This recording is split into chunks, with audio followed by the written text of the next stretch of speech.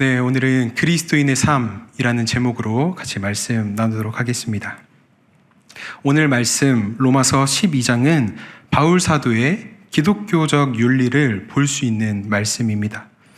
3절부터 13절까지의 내용은 교회 안에서 성도들끼리, 지체들끼리에 대한 성도의 자세에 대해서 이야기를 하고 있고, 오늘 같이 보신 14절부터 21절까지의 말씀은 사회에서 그리스도인으로서 우리 성도들이, 교회된 자들이 어떻게 살아야 되는지에 대해서 바울이 권면하고 있는 말씀입니다. 여러분, 그리스도인이라고 하는 이 말은 어떤 사람을 의미하는 말입니까? 예수님을 믿는 자들, 예수님의 제자들, 예수님을 따르는 자들 맞습니다. 네, 그리스도인이라는 말은 그리스도, 즉 예수님께 속한 자, 예수님을 따르는 자, 예수님의 제자라고 하는 의미를 가지고 있습니다. 그렇다면 예수님께 속한 그리스도인은 어떻게 사는 것이 그리스도인답게 사는 것일까요? 예수님을 따르는 삶, 예수님처럼 닮기를 원하면서 사는 삶을 사는 것이 그리스도인의 삶일 것입니다. 네, 이 말처럼 예수님을 따라 사는 삶, 예수님을 닮아 사는 삶이 그리스도인의 삶이다라고 바울이 이야기하고 있는 것입니다. 그런데 이 사도 바울은 그리스도인으로서의 삶의 모습을 또 이렇게도 표현하고 있습니다. 고린도전서 3장 9절 말씀입니다. 같이 읽어보겠습니다. 우리는 하나님의 동역자들이요. 네, 주 안에 한 몸을 이룬 우리 형제자매 여러분, 예수님을 따라 사는 우리에게는 하나님의 동역자라고 하는 사명이 우리에게 같이 있다라고 하는 것입니다. 하나님의 동역자로서의 삶도 우리가 살아낼 수 있어야 그것이 그리스도인의 삶의 모습이다라고 얘기할 수 있다라고 바울이 얘기하고 있습니다. 이 동역자라고 하는 단어를 제가 인터넷에 검색을 해보니까요, 이렇게 나옵니다. 한 가지 동일한 목적을 가지고 함께 일하는 자, 또 주의 복음을 위해 함께 애쓰는 자, 진리를 위해 함께 수고하는 자, 하나님의 일꾼, 이렇게 나오고 있습니다. 이런 말들처럼 바울 사도는 이런 하나님의 동역자에 대해서 다시 한번 성도들에게 이렇게 권면합니다. 고린도전서 3장 16절부터 17절 말씀입니다. 또 같이 읽어보겠습니다. 너희는 너희가 하나님의 성전인 것과 하나님의 성령이 너희 안에 계시는 것을 알지 못하느냐? 하나님의 성전은 거룩하니 너희도 그러하니라. 아멘. 하나님의 성전이기 때문에 우리가 거룩해야 되는 것도 맞지만, 하나님의 동역자이기 때문에 우리가 거룩해야 된다라고 얘기하고 있습니다. 세상과 구별돼야 되는 이유 중에 하나가 우리가 교회여서도 맞지만 우리가 하나님의 동역자이기도 하다라는 말씀입니다. 우리가 사회에서도 생각해보면 일을 할 때 같이 일하는 누군가가 사회적으로 또는 도덕적으로 뭔가 문제가 있는 사람과 같이 일을 한다라고 하면, 그 사람과 같이 일하고 있는 사람, 또 그 일을 함께 하고 있는 그 회사가 사람들이 보기에 어떻게 보이겠습니까? 별로 좋지 않은 회사, 별로 좋지 않은 사람들처럼 보일 수 있다라고 하는 말입니다. 이 말을 우리 기독교적 신앙 안으로 가지고 와서 비추어 보면 우리가 어떻게 사느냐에 따라서 이 세상 가운데 아직 예수님을 모르고 하나님을 모르는 그들 가운데에 하나님과 예수님이 어떻게 비춰질 것인가 하는 것을 바울이 기억하자라고 얘기하면서 이 고린도 교인들에게, 그리고 오늘 교회된 우리 성도님들에게 말씀하고 있는 것입니다. 우리의 모습과 우리의 말과 행동으로 인해서 하나님이, 예수님이 좋지 않게 보이실 수 있다라고 하는 것이죠. 로마서 2장 21절 말씀을 통해서도 이야기합니다. 도둑질하지 말라고 말하면서 너는 왜 도둑질하느냐? 간음하지 말라고 말하면서 너는 왜 간음하느냐? 율법을 어기는 모습 때문에, 율법을 자랑하면서도 왜 율법을 어기는 모습으로 인해서 하나님의 이름을 이방 사람들에게서 모독받게 하느냐라고 바울이 권면합니다. 그렇기 때문에 우리는 이 세상 속에서 더욱 거룩해지기를 힘써야 됩니다. 내가 교회이기 때문에, 나로 인해서 우리 예수님이, 하나님이 비추어질 수 있기 때문입니다. 우리가 거룩하기를 진짜 힘쓰고 힘써야 할 이유가 바로 이것이다 라는 것입니다. 그리스도인으로서의 모습을 잘 갖추어야 우리가 전하고자 하는 그 생명이신 예수님을 잘 전할 수 있다라고 하는 말씀입니다. 다시 오늘 본문으로 돌아와서 오늘 본문 말씀을 통해 바울 사도가 말하는 세상 속에서의 그리스도인의 모습, 또 예수님께서 어떤 모습으로 사셨는지 오늘 세 가지 모습으로 나누어 보도록 하겠습니다. 그리스도인으로서의 삶, 첫 번째 모습은 바로 공감하는 삶입니다. 요즘 사회적으로 이슈되고 있는 부분 중에 하나가 이 공감에 관한 내용일 것 같습니다. 예전에 이 공감하는 거에 대해서 유행하던 질문이 하나 있는데 혹시 여러분 아시는지 모르겠습니다. 내가 슬퍼서 빵을 샀어 라고 하는 질문 혹시 기억나십니까? 여러분, 제가 오늘 슬퍼서 빵을 샀습니다 라고 한다면 여러분들은 뭐라고 대답해 주시겠습니까? 그쵸. 우리 성도님들은 역시 감수성이 뛰어나시고 공감 능력이 아주 뛰어나십니다. 왜, 뭐가 슬퍼서 빵을 샀어? 라고 물어보겠죠. 그런데 이런 부분에 있어서 잘 공감하지 못한 사람은 뭐라고 얘기합니까? 무슨 빵 샀어? 아니, 슬픈데 왜 빵을 샀어? 배고팠어? 이렇게 물어볼 수 있다라는 것이죠. 이런 것처럼 공감에 대한 능력, 공감에 대한 문제가 우리 그리스도 안에도 그리스도인의 삶에서 드러나야 된다라고 하는 겁니다. 이 공감하고 있는 이 부분, 왜 이런 질문들이 나오는가? 이 세대가, 이 시대가 요즘 들어서 더 공감을 잘 하지 못하는 사회가 되어가고 있기 때문은 아닌지 우리가 돌아봐야 됩니다. 그런데 여기에서 중요한 것은 나는 이 세상 가운데 잘 공감하고 있는가? 예수님께서 이 세상을 예수님의 마음으로, 주님의 시선으로 바라봤던 것처럼 나 또한 주님의 마음과 주님의 시선으로 이들을 공감하고 있는가라고 하는 것이죠. 이 공감 부분에 있어서 오늘 본문 14절, 15절 말씀에 이렇게 이야기합니다. 같이 읽어보겠습니다. 너희를 박해하는 자를 축복하라. 축복하고 저주하지 말라. 즐거워하는 자들과 함께 즐거워하고 우는 자들과 함께 울라. 네, 어떻습니까? 공감의 시작부터 쉽지 않습니다. 너희를 박해하는 자들을 축복하라. 그리고 축복하고 저주하지 말라라고 이야기하고 있습니다. 여러분 어떠십니까? 나를 박해하는 사람들, 나를 핍박하는 사람들을 도리어 축복하고 그들을 저주하지 않는 것이 공감의 시작이다라고 얘기하고 있는 것입니다. 과연 쉬운 일입니까? 쉽지 않을 것 같습니다. 그런데 예수님께서는 이 부분에 대해서 또 마태복음 5장 말씀을 통해서 이렇게 말씀하십니다. 제가 읽어보겠습니다. 악한 자를 대적하지 말고 누구든지 너의 오른뺨을 때렸으면 왼편도 돌려대며 너를 고발하여 속옷을 가지고자 하는 자에게 겉옷까지도 가지게 하고 누구든지 너를 억지로 오리를 데리고 가려 하거든 심리를 같이 가지고 원수를 사랑하며 너를 박해하는 자를 위하여 기도하라 라고 예수님이 복음서를 통해서 우리에게 가르쳐 주시고 계십니다. 예수님의 가르침이시지만 생각만 해도 쉽지 않습니다.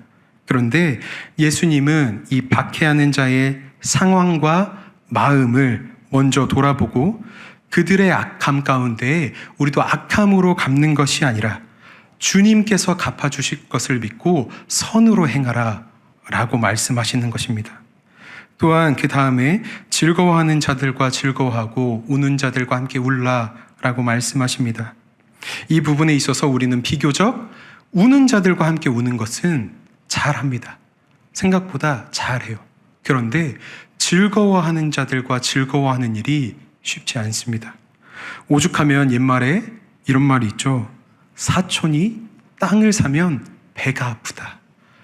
내 가족 중에 누군가가 땅을 샀는데 왜 내가 배가 아픕니까? 같이 축하해줘야지. 그런데 이 말이 시사하는 게 무엇입니까? 타인이 잘 되는 것을 내가 같이 기뻐하는 것이 보기보다 어렵다라고 하는 것입니다. 그렇기 때문에 오늘 성경에서도 우는 자들과 함께 울고 즐거워하는 자들과 함께 즐거워하는 이 예수님께서 보이셨던 공감을 그리스도인인 우리도 할 수 있어야 된다라고 말씀하시는 것이죠. 타인이 잘 되는 모습에 괜히 질투가 나고 시기가 생기고 또 더 나아가서는 열등감과 비교의식에까지 빠지게 되는 우리의 모습을 간혹 보게 됩니다. 우리는 어떻습니까? 우리 성도님들은 어떠신가요? 슬퍼하는 자들과 함께 슬퍼하시고 즐거워하는 자들과 함께 즐거워하십니까? 제가 우리 성도님들을 다 잘 아는 것은 아니지만 제가 열린배들교회에서 사역을 하면서 우리 성도님들을 통해서 참 많이 배우는 것이 바로 이 모습인 것 같습니다. 목장을 통해서 또 개인적으로 누군가 아프거나 힘들어하는 상황 가운데에 먼저 발벗고 나서서 같이 기도하고 눈물 흘려주시는 모습, 누군가 기뻐하는 상황이 생기면 그것을 알리지도 않았는데 먼저 아시고는 가서 축하해 주시는 모습들, 이 모습들이 오늘 성경에서 말하고 있는, 오늘 예수님께서 우리에게 말씀하고 계시는 그 공감의 모습인 줄을 믿음으로 고백합니다. 너무 잘하고 계신다라고 하는 말씀입니다.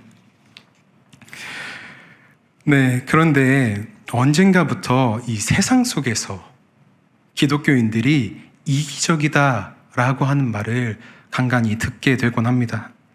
왜 세상 사람들이 볼 때 그리스도인들이 이기적인 사람들처럼 보여질까요? 왜 그렇게 느껴질까요? 언제부터 기독교가 이렇게 다른 이들을 포용하지 못하고 누군가를 쉽게 받아들이지 못하는 공동체가 되어버렸습니까? 간디가 했던 말 중에 항상 저는 이 말을 돌아보게 됩니다. 간디가 이런 말을 했습니다. 나는 예수님을 존경합니다. 하지만 그리스도인들은 존경하지 않습니다. 그들은 예수님을 닮지 않았기 때문입니다. 라고 하는 말이 참 제 마음에 많이 울림을 주는 말씀이었습니다. 이 말이 너무 제 마음에 찔리는 것이죠. 예수님을 아직 믿지 않는 사람들이 보기에 우리 또한 이렇게 보일 수 있다라고 하는 것입니다. 예수님을 닮기를 소망하면서 그 그리스도인의 모습 가운데에 예수님의 모습이 보이지 않는다라는 현실, 아픈 자, 가난한 자, 죄인들에게 찾아가셔서 함께 위로하셨던 그 예수님의 모습, 기쁨의 자리 가운데에 함께 하시며 기쁨을 나누셨던 그 예수님의 공감의 모습이 오늘날 우리 그리스도인들에게는 어쩌면 잘 드러나지 않는 모양의 모습일 수도 있겠다라고 하는 경각심이 듭니다. 예수님께서 즐거워하는 자들과 함께 즐거워하셨고 우는 자들과 함께 아픔을 나누셨습니다. 지금도 우리의 마음과 삶을 주님께서 깊이 공감하시고 함께하고 계십니다. 이 가운데에 예수님을 닮아가기를 소망하는 우리 또한 예수님께서 하셨던 것처럼 우는 자들과 함께 울고 즐거워하는 자들과 함께 즐거워할 줄 아는 저와 여러분이 되기를 소망합니다. 그리스도인의 삶, 두 번째는 겸손한 삶의 모습입니다.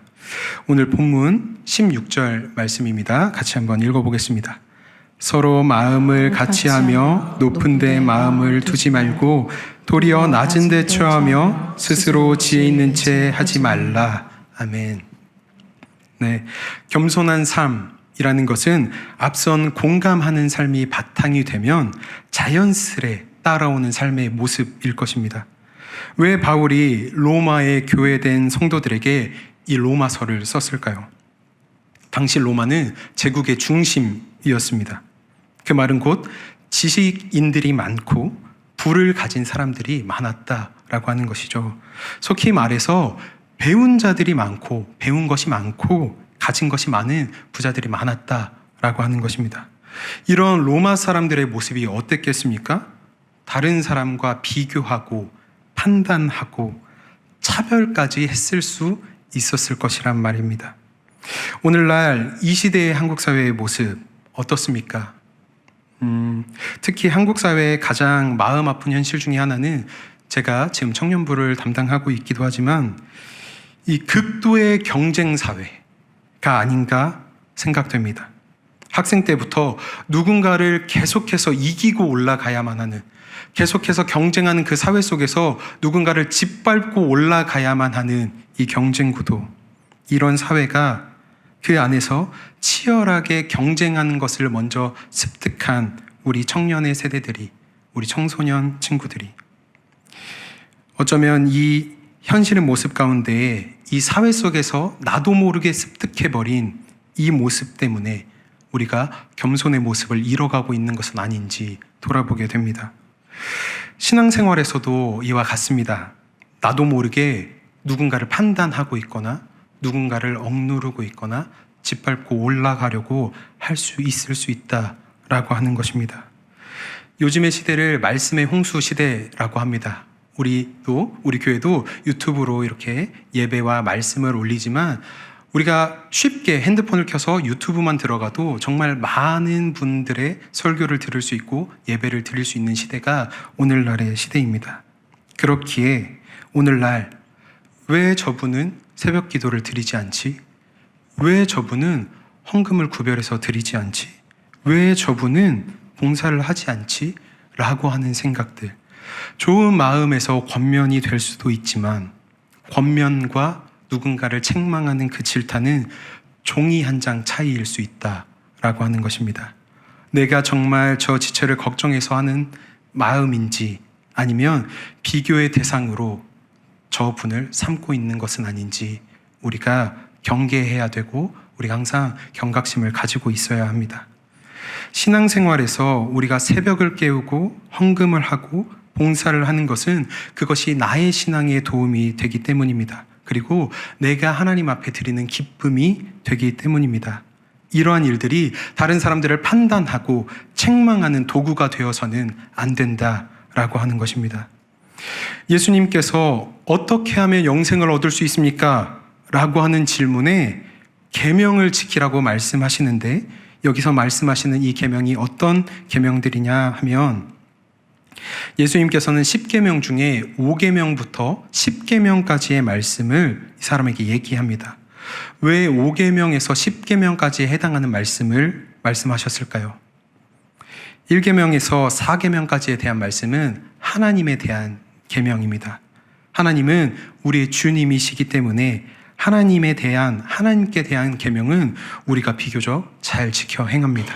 그러나 5계명부터 10계명에 해당하는 이 이웃에 관한 사람 사이의 관계에 대한 계명에 대해서는 나도 모르게 쉽게 생각하게 되는 경우가 있고 나도 모르게 건넘게 되는 경우가 있게 될 수 있다라고 하는 것입니다.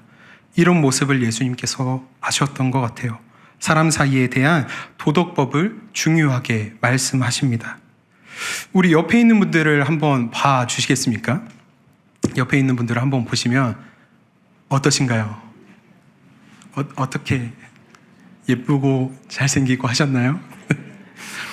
우리 옆에 분들을 보시면서 혹시 예수님의 모습, 하나님의 형상이 보이지는 않으셨습니까? 우리 옆에 분들을 서로 대할 때, 내 이웃을 대하고, 내 가족을 대하고, 내가 함께하는 이 공동체의 지체들을 대할 때, 우리가 하나님 대하듯이, 우리가 예수님 대하듯이 할 수 있어야 한다 하는 말씀입니다. 왜냐하면 우리가 하나님의 형상을 따라 지음 받았기 때문입니다. 창세기 1장 26절 말씀입니다. 읽어보겠습니다. 하나님이 이르시되 우리의 형상을 따라 우리의 모양대로 우리가 사람을 만들고 저 사람은 잘난 사람, 이 사람은 못난 사람이 없다라고 하는 것입니다. 우리는 다 하나님의 형상을 닮아 창조된 하나님께서 귀하게 빚으신 하나님의 형상을 닮은 한 지체의 지체들이다라고 하는 말씀입니다. 그렇기 때문에 하나님의 형상을 닮아 지음받은 우리 서로가 누군가를 대할 때 교만한 모습이 아닌 겸손한 모습으로 대해야 된다라고 하는 말씀입니다. 예수님께서 사셨던 삶은 겸손한 삶이셨습니다. 그렇기 때문에 겸손의 왕이시다라고 하는 말까지 붙지 않았습니까? 예수님께서는 제자들의 발을 씻기시고 병든 자들을 치유하시고 기적을 행하시고도 혹여나 자기가 했던 이 이적들이 누군가에게 새어나갈까 봐 그것들을 말하지 말라라고 조심시키십니다. 왜 내가 잘한 일들을 더 자랑하면, 예수님께서 하셨던 일들을 더 자랑했으면 더 많은 사람들이 예수님을 믿고 예수님을 따랐을 텐데 왜 예수님께서는 그들의 입을 막으시고 조용히 그 마을을 빠져나가셨는가? 그것은 자신의 모습으로 하여금 하나님의 영광을 가리시지 않게 하기 위해 하셨기 때문입니다. 그런 겸손함이 늘 예수님의 삶 가운데 있었다라고 하는 것이죠. 우리도 예수님을 닮아 겸손한 삶, 스스로 지혜 있는 채 하지 않는 삶을 살 수 있어야 합니다. 나의 교만함으로 인해서 하나님의 영광을 가리는 일이 없어야 된다라고 하는 말씀입니다. 내가 스스로 높아지려고 하는 것이 아니라 내가 예수님 잘 믿고 겸손한 삶을 살아나갈 때에 주님께서 능히 우리를 세우시고 인도하실 것이다 라고 하는 이 믿음의 고백을 우리가 늘 고백하실 수 있기를 소망합니다. 네, 마지막으로 그리스도인의 삶 세 번째는 더불어 화목하기를 힘쓰는 삶입니다. 그리스도인의 삶 첫 번째 무엇이었습니까? 공감하는 삶. 두 번째 무엇이었죠? 겸손한 삶. 네, 이 첫 번째와 두 번째의 삶을 잘 살아내면 그것이 바로 더불어 화목하기를 힘쓰는 삶의 모습이 됩니다. 본문 18절 말씀입니다. 우리 같이 한번 읽어보겠습니다. 할 수 있거든 너희로서는 모든 사람과 더불어 화목하라. 아멘. 여러분, 더불어 화목하기를 힘쓰고 계십니까? 가정 안에서, 친구와의 관계 안에서, 내가 가지고 있는 공동체 가운데에서 화목하기를 힘쓰고 계신가요? 이 세상은 그리스도인이라고 하는 사람들에 대한 기대감이 분명히 있습니다. 그렇기 때문에 더 많은 비판을 받고 더 많은 질타를 받는 것 같아요. 왜냐하면 예수님을 믿는 사람들은 다르다라고 하는 인식이 예수님을 모르는 그들에게도 있다라고 하는 것이죠. 우리를 향한 기대감이 그들에게 있다라고 하는 것입니다. 이것은 어쩌면 그리스도인으로서 우리가 짊어지고 가야 하는 십자가일 것입니다. 고린도후서 말씀을 보면 주님께서 우리에게 화목하게 하는 직분을 주셨다고 사도 바울이 말합니다. 고린도후서 5장 18절 말씀 읽어보겠습니다. 모든 것이 하나님께로 났으며 그가 그리스도로 말미암아 우리를 자기와 화목하게 하시고 또 우리에게 화목하게 하는 직분을 주셨으니 아멘. 예수님께서 이 땅에 오셔서 하나님과 나와 하나님과 우리와의 관계를 화목하게 하신 것처럼 이 화목한 말씀, 하나님의 말씀을 받은 우리도 이 세상 가운데에서 하나님과 예수님을 아직 만나지 못한, 이 하나님과 예수님을 아직 영접하지 못한 이들이 우리 주님과 화목을 이룰 수 있도록 우리가 힘써야 한다라고 하는 말씀입니다. 공동체 안에서 화목할 수 있도록 힘써야 합니다. 서로의 관계에서 화목할 수 있도록 힘써야 합니다. 내가 가지고 있는 공동체, 내가 가지고 있는 어떠한 관계 가운데에서 하나님과 더불어 화목한 우리의 모습처럼 그들도 우리 주님과 더불어 화목하게 할 수 있는 그런 노력이, 그런 애씀이 우리의 삶 가운데 있어야 된다라고 하는 것입니다. 예수님께서 십자가에 달리셨을 때 그 순간에도 예수님은 자기에게 고통을 주고 조롱하는 사람들을 하나님께 이렇게 부탁합니다. 아버지, 저들을 용서하여 주옵소서. 자기들이 하는 것을 알지 못함이니이다 라고 고백하시면서 끝까지 예수님이 숨을 거두시는 그 순간까지 화목할 수 있기를, 이들이 하나님 아버지와 화목할 수 있기를 힘쓰셨다라고 하는 말씀입니다. 또한 제자들에게는 어떻게 하셨습니까? 예수님과 사역을 같이 하고 예수님과 함께 먹고 자고 했던, 이렇게 생활했던 제자들이 예수님을 팔고 예수님을 부인하고 예수님께서 십자가에 못 박히시는 그 자리 가운데에 부끄러워서 있지 못하고 불편한 마음 가운데 있지 못하고 이 로마 병사들에게 잡힐까 잊지 못했던 그들에게 예수님은 제자들이 있는 갈릴리 호수, 이 디베랴 호수 가운데 가셔서 무엇을 하십니까? 이 제자들을 위해서 아침을 차려 놓으십니다.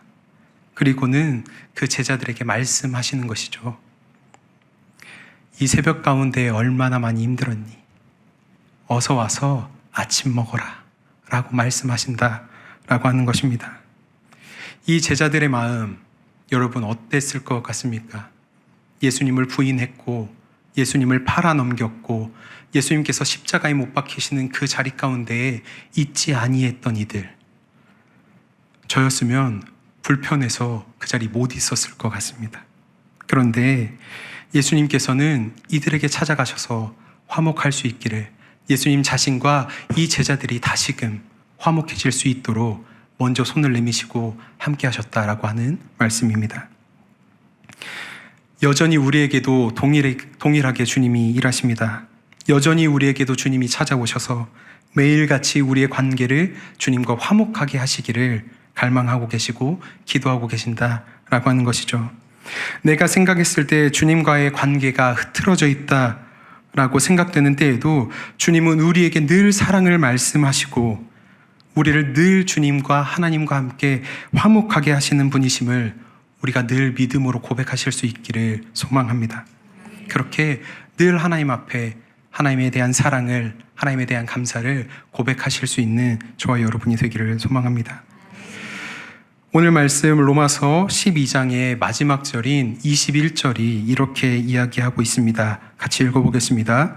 악에게 지지 말고 선으로 악을 이기라 라고 말씀하십니다.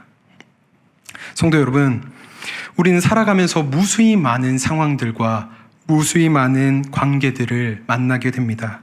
때로는 믿었던 사람들에게 배신을 당할 수도 있고, 때로는 누군가가 나를 힘들게 할 수도 있고, 때로는 어떤 상황 가운데 내가 낭망하고 넘어져서 도저히 어떻게 해야 될지 모르겠는 상황 가운데 우리가 처할 수도 있습니다. 또 때로는 우리의 믿음을 지켜내는 것이 너무나 어려운 상황이 우리에게 찾아올 때도 있습니다.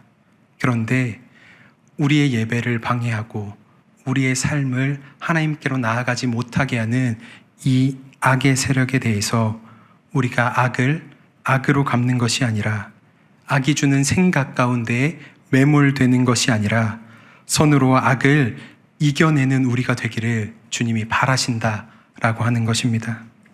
악한 생각을 저항하고 선을 행할 때 그 모습을 통해서 상황이 역전되고 그 관계가 선하게 바뀌는 놀라운 경험이 저와 우리 성도님들의 삶 가운데에 항상 있기를 소망합니다. 사랑하는 우리 열린베델교회 공동체 여러분, 그리스도인으로서 우리는 하나님의 동역자임을 기억하시길 바랍니다. 그 가운데에 예수님께서 우리에게 가르치시고 보여주신 이 모습과 같이 주님을 따라서 사는 그리스도인으로서, 하나님의 동역자로서 예수님을 이 세상 가운데 증거하는 성전된 교회로서, 지체로서 이 세상과 이웃을 공감하며 또 하나님의 마음과 하나님의 시선을 가지고 이 세상을 바라보고 내 이웃을 공감하며 교만해지지 않기 위해서 늘 겸손한 마음을 노력하고 연습하면서, 또 주님께서 화목하기를 힘쓰셨던 것처럼 우리 또한 주님과 화목하기를 힘쓰고 내 이웃들이 하나님과 화목해질 수 있도록 힘쓸 수 있는 우리 모든 성도님들이 되시기를 주님의 이름으로 소망합니다. 그런 삶이 오늘 이 로마서에서 바울이 이 시대의 성도된, 교회된 우리에게 권면하는 그리스도인의 모습입니다. 예수님께서 이렇게 사셨습니다. 예수님을 따르는 우리도 이렇게 살 수 있는 것은 주님이 늘 우리와 함께 하시고 우리가 능히 할 수 있는 일을 주님께서 허락하시기 때문이다 라고 하는 이 사실을 여러분 잊지 않으셨으면 좋겠습니다. 그 가운데에 다시 한번 공감하는 삶, 겸손한 삶, 더불어 화목하기를 힘쓰는 삶, 그로 인해서 악을 선으로 능히 이기실 수 있는 저와 여러분이 되기를 주님의 이름으로 소망합니다. 아멘. 기도하시겠습니다. 사랑이신 하나님, 그리스도인으로서 사는 삶을 결단하는 우리가 되게 하여 주시옵소서. 주님께서 보이신 것과 같이 주님의 마음을 가지고 주님의 시선으로 세상을 바라보며 공감하게 하시고 늘 겸손한 마음을 지켜내게 하시며 주님께서 저희에게 화목을 지켜주셨던 것처럼 우리를 통하여 하나님의 화목이 선포될 수 있게 주님 인도하여 주시옵소서. 주님 함께 하심 가운데에 늘 선으로 악을 이겨내는 우리 열린베델교회 모든 공동체 한 사람 한 사람이 될 수 있도록 주님 인도하여 주시옵소서. 감사드리며 예수님의 이름으로 기도드립니다. 아멘.